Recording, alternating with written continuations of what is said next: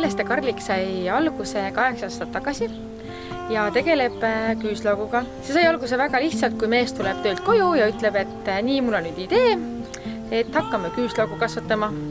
Mis naisel ikka üle jääb, kui hakkame siis.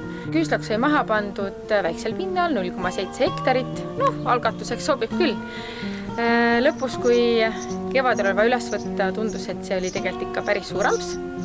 Aga hakkama saime, ületasime päris suuri takistusi.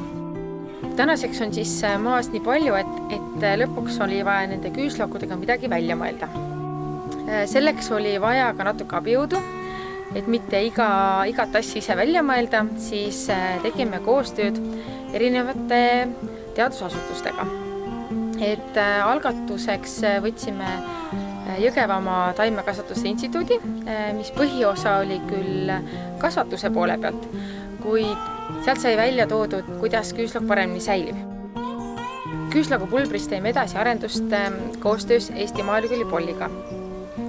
Nad teevad meile erinevaid katsetusi, et välja töödelda uus toode. Tootearendusega on mul ka kaasatud väike sõprusringkond, eriti abiks on mul tädi, kes julgeb mulle öelda erinevaid uusi tooteid ja sellega on tulnud ka uued tooted küüslaugu võrsetest. Hästi põnev on ka see, et tootearendus saab teha ka teiste ettevõtetega koos. Et paneme kokku 2 tervislikku toodet, mett ja küüslauku. Müüme selle kõik 60% see-aasta laatadele ja 40% siis läheb läbi e-kaubanduse ja sotsiaalmeedia.